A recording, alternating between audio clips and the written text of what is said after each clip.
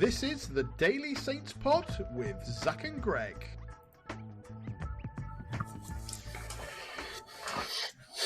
Hello and welcome back to the Daily Saints Pod. My name is Greg, and as always today, joined by my good friend and wonderful co-host Zach. Mate, Puskas Award? Is that what the theme of the day is? Well, I completely fudged past to him, but I don't know how that goal was scored. I watched it back so many times. I'm still just in absolute awe, and I feel like Charles is probably in the same boat. But I was going to the more exciting piece of news, mate, is I'm pretty sure we both went for the same prediction, right? Because I went for 2-0, and you said, where are those goals coming from? And I said, I don't mind. I just want us to win 2-0, and we won 2-0. So happy days, and I'm pretty sure you were the same, right? Yeah, I think so. I'll have to go and watch it back to say for sure, because I've definitely changed my mind for the little score prediction game that I do with the kids, and I definitely got mugged off by my daughter. Like, I should have kept your original prediction, shouldn't you? Really? So, but just another day, another win, right? Like, I'll start now. Coventry, Norwich, Oxford. Just put anyone in front of us. Apparently, we can win, which is not something I would have ever felt. I think you're right when you said, just feels like we're never going to lose again. After we spent so long feeling like winning was just man, we're never going to win again. And now we're at a stage where, we're seeming to be able to deal with any opposition in front of us. Could have been more comfortable today. Yeah. Was about 60-70% of that game like filler episodes in a long standing TV show. Also, yeah. It was just like vintage Tonda, wasn't it? It's like, right, let's play fast football for 13 minutes and then you can take the rest of the game off. Like, job done. Bish, bash, bosh. Yeah. What more do you need? I feel like that there was a lot of talk about how, all they need is another goal to get back into it. But they didn't really... There was no time we really felt under threat apart from that one ball that Azaz lost. And then they were one-on-one with Peretz.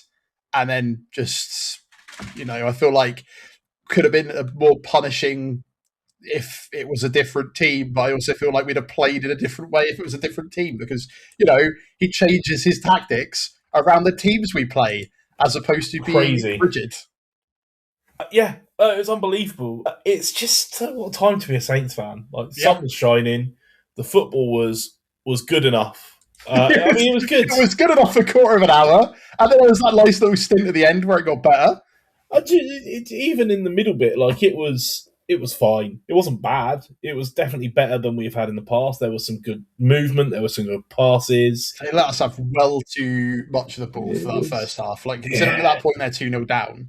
It just I just expected at some point. And even more mad was the fact 2 minutes added on for the end of the game. I'm pretty sure that's the smallest amount of added time I've seen in forever. It's amazing that when you put the team who is likely to time waste behind in the first 2-0 behind in the first 13 minutes, that time wasting ceases to exist because Peretz very loudly to the ball boy sat directly in front of us went, faster. Because they wanted it. They wanted to play. They wanted the game because it was ours for the taking. But look, let's reel it back. Let's go all the way back to the start, mate. Let's talk about the lineup. 3 changes today, and not ones that really we predicted. To be fair, was interesting. Archer in for a Dozy and. Fellows in for Matchday. Yeah, the Archer was a bit baffling, but as we have started to say to one another now, in Tonda we trust, and didn't end up being too bad. Technically, he assisted both goals, right? So, yeah. Even if that second assist was a terrible misplaced pass. I think, mate, if we're crediting Matchday with deliberately scoring the other week, that we can count that as a deliberate assist from Archer, who clearly saw the potential of Shea Charles' right boot to curl that one in top bins. Yeah. Oh, mate, the second camera angle on the replay, on the highlights, is beautiful of just behind the ball, of the curve on that ball. And that camera angle is not anywhere near as sensational as the view I had stood almost directly in line between the goal. Yeah, I bet knowing where you stand, I bet that was absolutely fantastic. And you knew it was a good goal because instead of the standard roar of the stadium celebrating a goal, it was like a group inhale of, ooh, that was something a bit special. I don't know why I said Camacho assisted both, because we've got our whole back and forth where that first goal was absolutely beautiful because it was just like ridiculous ball from Harwood Bellis that I don't know how it came off. Fellows doing the assist thing that he does, because let's face it, he's not ever going to score. Just textbook Harwood Bellis at this point, right? That cutting through ball to that right wing position. Whoever's in that right wing position just is having a field day, and Fellows made the perfect run. And I mean, I felt a bit sorry for their right back because, you know, he was not having a good time with Tom Fellows running at him. And then Cam Archer tucked in and came over that side. And so he had the pace of Archer and the pace of Fellows to deal with. And he was struggling enough with that. And then Bree pushed right up on him and committed the overlap. And you're just like, well, he's just got no chance. Just not loving it at all. But yeah, it was nice. It all seemed to go to plan. The movement ahead of the ball was excellent in creating the space. It just came off. And you know, like you say, truthfully, we probably should have won that game 6 or 7-0, but we won it and we comfortably won it. I guess there wasn't a need. And I imagine it wasn't due to a lack of trying. Like, I think we had something like 20 shots at the end. Really, really happy for Cole Aaron to get another goal. Yeah, and his candidate, like, there was a article out of the Echo that was talking about how Jesse March, who you remember almost took us over at one point, who is currently Canada's head coach, because that, you know, all those teams currently have good head coaches due to the whole them hosting the World Cup thing. Obviously, he's now been called back up to Canada squad for the friendlies in I think it's 28th and 31st of March. So that's really good. And, like, you know, after some sort of like down in the dumps performances, not really getting into the squad in November because of everything that was going on, plus injury, for him to now, you know, break back into the international team, which is exactly what, if we remember our profile episode, Greg, it was one of the big incentives, I think, for him to come and do really well here. And now, you know, he's going to get that paying off, which is good for both us and them. So that's a nice little, like, I sort of thought that was a nice little addition. He's probably, you know, had that extra sort of incentive to do well, and then comes into this game and scores. But it was just a fantastically beautiful, like, team goal. Like, I know this goal will be probably goal of the season, and rightly so. And I know we talk about how good it was, but it's one of those things where I don't want to diminish the fact that, like, our first goal, considering how quick it came and how, like, it was just an absolutely wonderful piece of teamwork. And it could have been defended better, but it wasn't ultimately. And it's just well worked. It's just well worked. It was exceptional in a completely different way. You're right. Yes. It was just an absolutely cutting pass that tore through the middle of their team. A beautiful run by Fellows, and the ability to put it on a plate for Larin, who gets the goal that he has deserved and earned. And, you know, we talk about it on the show a lot, that what he brings on the pitch is so much and so valuable to the team. So to be rewarded with that goal and rewarded with the call up to Canada that he was hoping to get, great. I mean, honestly, even if Ross Stewart gets back fully fit, he's got a fight on his hands for that place because Sarah's looking great. But other thing of note I wanted to point out with, like, how good Fellows was with that is that his passing accuracy apparently for that game was 100%, mate, with a total of 20, which is that's insane. I just wish you hadn't cursed him that he now has an inability to never score a goal for Southampton, which is why I would love you to pick Joe Aribo as your new favourite player. So, because I don't know what voodoo curse you accidentally cast when you first decided, I've watched the baggies a bit. I love this Tom Fellows character. He's going to be incredible for us. I reckon he'll score every game. And ever since, mate, like that ball came back out of the net as if there was some sort of force field. Like I don't understand how it didn't bounce in. And I knew for a fact you'd have been raging as soon as I saw it. But yeah, that was.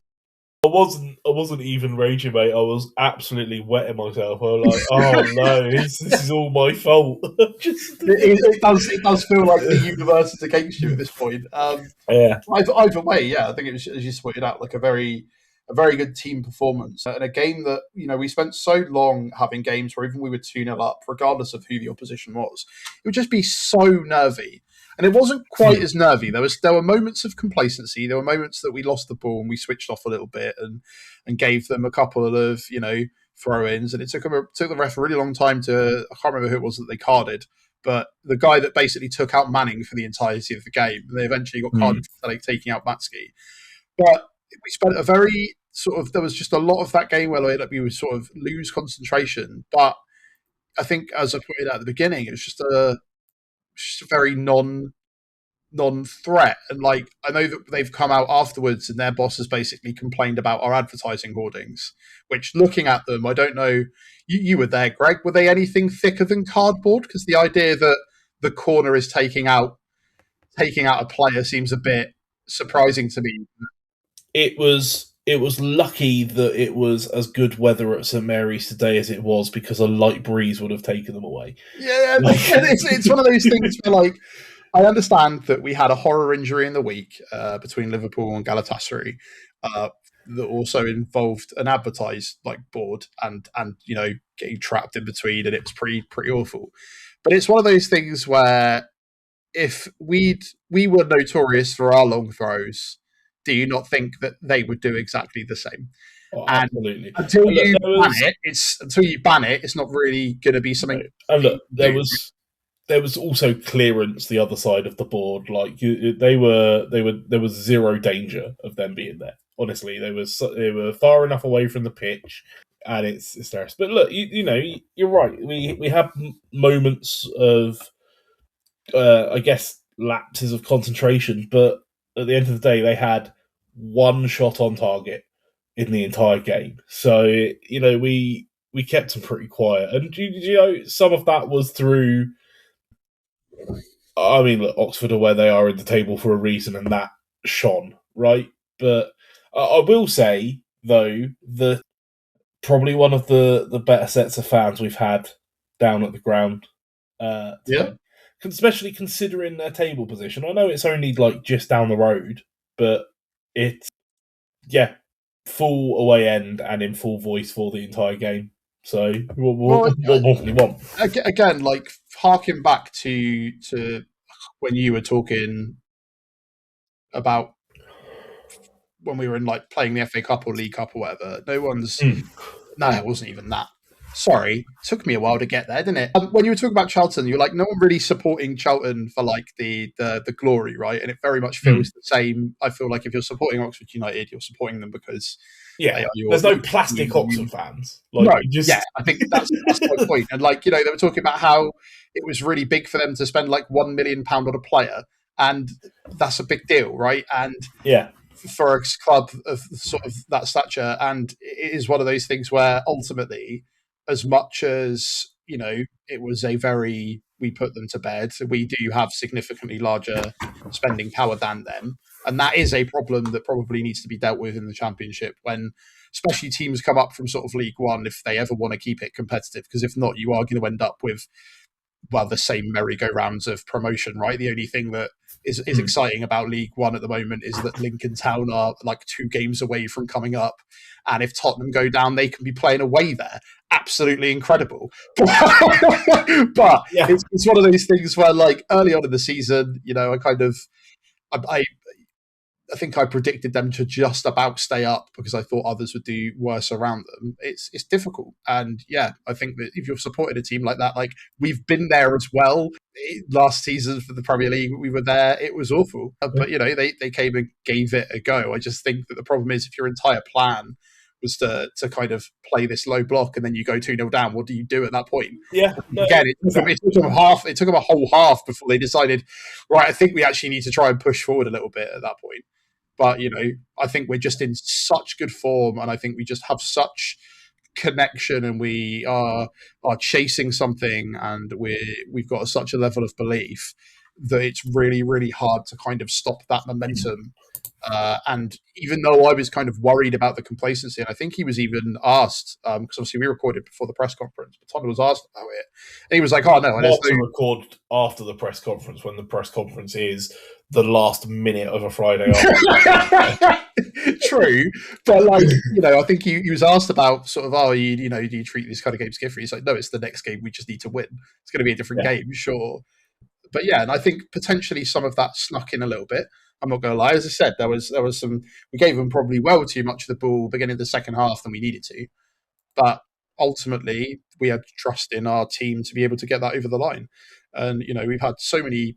What's that, like 6 or 7 clean sheets now in like the last however long? Yeah, Barrett's has been behind the goal. You've got, yeah, it's quite a few. It's you're right. We've really solid at the back, but you're right. I mean, look, let's be honest. In the scheme of things, Oxford will probably not come into some areas expecting to take anything from the game, right? It's not the game that's going to make or break their season, right? Their form before us is still win, draw, and they will not, I think, be too disheartened at that performance today. And that race at the bottom is very close. Really, any two of that sort of 5, maybe even as high up as Charlton's 6, are still properly in the danger zone. Yeah, 4 points between 23rd and 19th. Another team today has lost a significant goal difference advantage that might have helped them stay out of that area. So who knows? Again, it's they're on the same amount of points as Leicester at this point, and they did have a run of form where they won 3 games in a row and drew. So it's not all the be all and end all. I just think that you came up against what the only way that I can describe us at the moment is a torrent, and I just hope that the international break doesn't slow that down. My favourite bit of potential commentary, Greg, was that potentially the reason that Manning and Azaz were brought off literally in the 91st minute was that they probably need to go catch a plane real soon. That's really funny. It's the fact that 2 Irish teammates were brought off at the same time to potentially, run to Southampton Airport to catch a plane over to Dublin or whatever. That's crazy. So yeah, that was some commentary I listened to in my bunker in France. We've conceded 8 goals in the last 12 games, and 3 of those were against Leicester. That's insane, because that's a game we also won. Yeah, man, you're right. What a time to be a Saints fan, right? Like, good lord. Yeah, it just look. It's like you say. It's that feeling that everything is going right, and whether it's an uncomfortable drag it over the line in a very tough game against Norwich, or a put it away early and keep trying for the rest of the match, but it doesn't really matter at that point. It is what it is. And yeah, it was, I think it was professional, I would call it, right? We didn't overexert. We still created, we still pushed and tried to create that other opportunity, but 2 frankly ridiculous goals. I think that Shea Charles goal is the best goal I've seen live. Is it going to overtake the Buffal goal? Is that what I'm hearing? I think so, man. It was hit so perfectly, and even stood right behind him hitting it. I did not think it was in until it was in. Like, the movement on the ball was ridiculous. I'm like, oh, that's going Rose Ed. Oh, it's got a bit of curl on it, actually. Well, it's going to be closer than I think. Oh, that's actually gone in. Do you know, like the other type of goal it kind of reminds me of was like the Cuca Martina goal from way back when, that just kind of nobody expected that it was going to be hit from 30 yards out and go in. I just hope that we didn't use up our wonder goal against Oxford, and we are still able to pull something out of the bag against Arsenal, because it's kind of mad that will be our next game that we talk about. That was Shea Charles' first goal at St Mary's, by the way. Was it actually? That's crazy. God.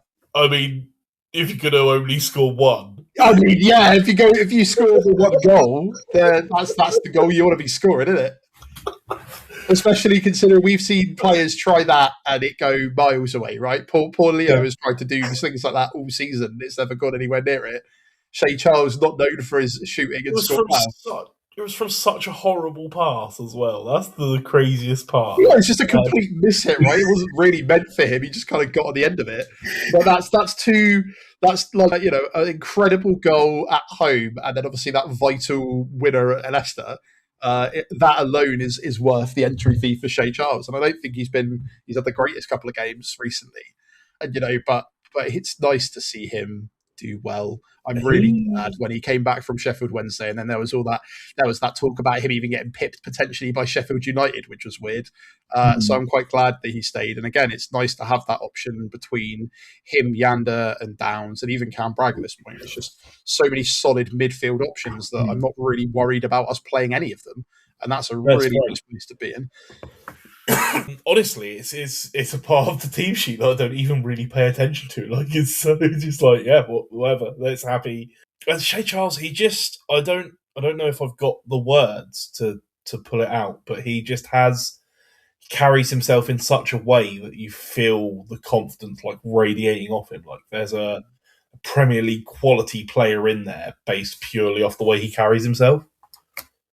Yeah, I think he can come across quite stoic, but I also think it's because it's quietly confident, right? There's just like I don't want to be young enough to be like there's an aura per se, but like I think that, you know, he knows what he's doing and trusts in what he's doing.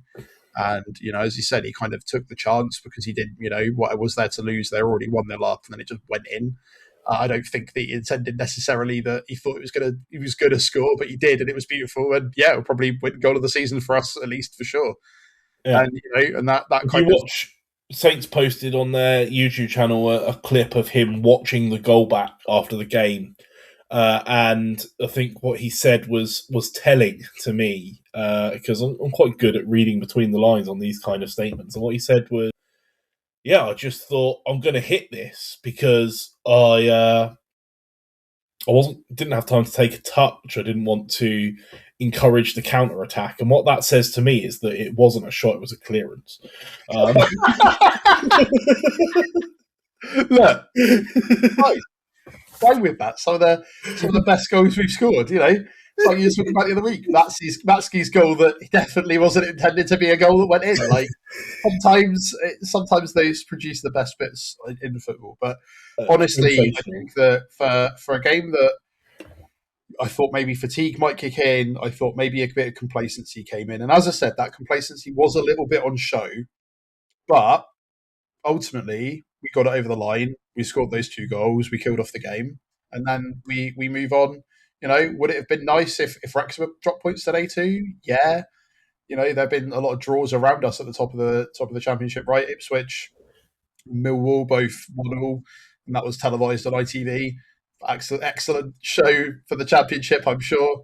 You know, Coventry back to winning ways, showing how good I think our win was, if I'm totally honest, that they have just immediately swiftly moved back into what they've been doing recently. And as you said, Championship roundup's going to be good fun because we've also had some excellent results for us. As you also pointed out, they played the Pompey score around the stadium. It was one of, honestly, considering how sensational a day it was, just the weather was perfect. Had a lovely pre-game lunch in the park. Sat down on the ground. Just the sun disappeared past the stadium roof just in time for kickoff, so I didn't have to worry about a hat or sunglasses. Like, it couldn't have been a better day. And then right at the end, with the classic Saints admin levels of housery, put the Pompey score up on the screen, and Jack Stevens sees it, points at it, cheers, laughs, and then celebrates the win even more. Like, it's just perfect. Yeah. Oh, it's good. I was saying I think we were saying before the recording, mate. The difference is so visible on and off the pitch if you pay any kind of attention to the club, right? In fact, like just before this run, I think I called out on the podcast. I'm like, I don't think there's any saving this group. None of them celebrated together. They all just shuffled off down the tunnel as individuals. And ironically, since basically immediately after that, what we are seeing is a team of people who enjoy being together, playing together, celebrating together, like a proper unity in the ranks. And I don't know what superpowers Tonda has to apply that to the team and have brought out. Like when you compare it to, the team he took over, you look at literally the reverse fixture of this on Boxing Day and how awful it was.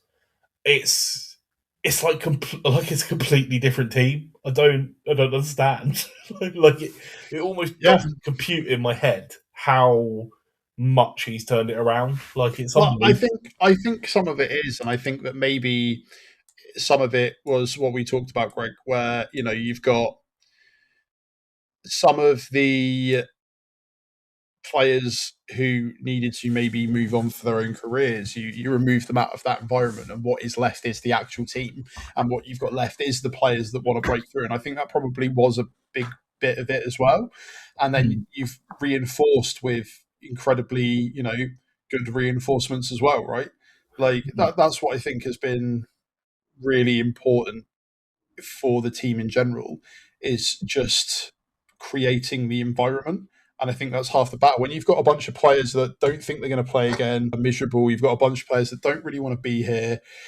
You've got, some players that are probably disgruntled that they're not quite getting the time on the pitch, and that's a problem. And then you kind of strip it back and strip it down to what you're right is a team. That's good. And then you've injected some fresh blood into the team that isn't even tainted by like the early bit of the season with Will Still, right? Because we had some transfers in, we had a big overhaul, and then the Will Still it just didn't work. But then you've got Laren that's come in that's tried to like sort of reinvigorate his career in time for the internationals.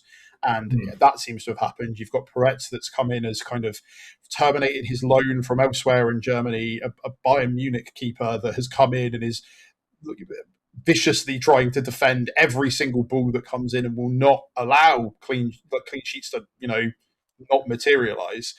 And you combine all of that, you've got the team that we have currently. And I think that, as you spoke about a couple of weeks ago, sometimes it's the mental side of things is incredibly important. And I think that, a very, what seems to be together coaching staff as well, right? There seems to be a lot of emphasis on from Tonda to on like the rest of his staff as well. And I thought it was a bit of experiment really to kind of tinker and just kind of shove people left, right and centre that don't really know each other together. And what that's actually done is allow them to establish a relationship and a bond to create whatever we've got going on at the moment. And as I always like to point out, I don't think it resolves all of the problems we have with the club outside of this. Like, there's still weird stuff going on potentially with the ownership and things like that. But like, man, is it nice to not have to think too much about that because things are going right on the pitch. Yeah. Like that's for me is I mean, they have bought themselves the goodwill. We used to talk a lot about Will Still, right, and describe a lot of his decisions as, that's the sort of decision that either makes you a genius or a muppet, and that is exactly the kind of decision that Johan Spors made when he appointed Tonda, right? Like it's either gonna come off real good, and even at that point, I don't think you could have even considered it going as good as it's gone now, or it was going to be a disaster. And but just what a breath of fresh air. I can't fathom, based on what we watched at the start of the season, how different the team looks now. I also In think every that performance. potentially you're right about the fact that, I don't know, I can't remember if you said it on air or not, but the conversation around the fact that I think Will Steele might have been a very tactically minded manager, and maybe wasn't able to, emphasize and rebuild and help the scar tissue as much as, for whatever reason, Tonda has been able to, right? Yeah. And if it goes back to as simple as when he first got in charge and he was talking about the hungry eye stuff, and it's just some like insane levels of commitment that has meant that the rest of the team have bought into that, that's fine. Because again, we questioned how long they would be able to do that for, right? Especially, first couple of wins after we started his spell as interim, and he's supposed to be sleeping at the stadium and all this and the other. We questioned how long that was sustainable for, and then it wasn't, because we went through a little rough patch. But then to be able to recover from that rough patch into where we're at now, and just generally believe that we can go up against Well, it's anyone like you say, right? Like, build a team around him that he can trust to take on those commitments, so that he doesn't have to ruin himself to do it. Right? He has a team of analysts and backroom staff. I was reading one article that was saying about how one of the first things he did was bring in these specialists in sports mentality, and maybe that was all it took. Like, you clearly just something has clicked, something has made it work. The right blend of tactical genius and completely eccentric lunatic. Like, clearly hates press conferences, and I'm completely here for it. Like, 4 p.m. on a Friday, I'll give you 6 minutes. Jobs are good. And great. What can you want from a football manager, honestly? Yeah, no, you're right. It's fair. But look, what a wonderful time to be a Saints fan, is definitely the theme of the episode. What a game. What a beautiful footballing day to do it on, with the sun shining at St Mary's. A wonderful atmosphere, although that is much easier to create when you score as early and as sensationally as we did. But hey, that's it. That's all we've got time for today. Thank you, everyone, for listening. Thank you, as always, Zach, for joining me. Thank you, mate. Look, let us know in the socials, in the comments, what did you make of the day? Are you upset that it wasn't more, or are you just happy now? 14 games unbeaten, right? It's a crazy run. And let us know what your plans are to kill time in the international break, because we all hate it. Look, maybe we take like a couple of days off, just saying, Greg. We'll make that decision later on, I'm sure. I feel like when we asked what would Tonda do, I don't think that's like. We'll figure it out. We always do. We would be on 400 episodes in just over a year, if not. But there we are. 409 episodes, and I still haven't had a single prediction right. During the episode's listeners, Greg went back and realised that in his effort to try and one-up me, as he usually does when I predicted 2-0, he might have predicted 3. Indeed. Anyway, look, let us know on the socials, in the comments. We are at Daily Saints Pod, absolutely everywhere. X, Blue Sky, Instagram, Facebook, TikTok, YouTube, everywhere. Hit us up. Let us know how you're feeling. We see all the comments. We are so grateful for them, and they drive us on. And while you're there, why not drop us a like and a subscribe? Because it really goes a long way to helping us out, and we are super grateful for all of it. We will be back tomorrow to cover the rest of the weekend's action in the Championship, and boy, that's not an episode you are going to want to miss, because let's just say there were 6 or 7 goals down the road that might be a talking point. Who knows? Until then, though, everyone, I have a hate and love wonderful that. day, and we will see you then.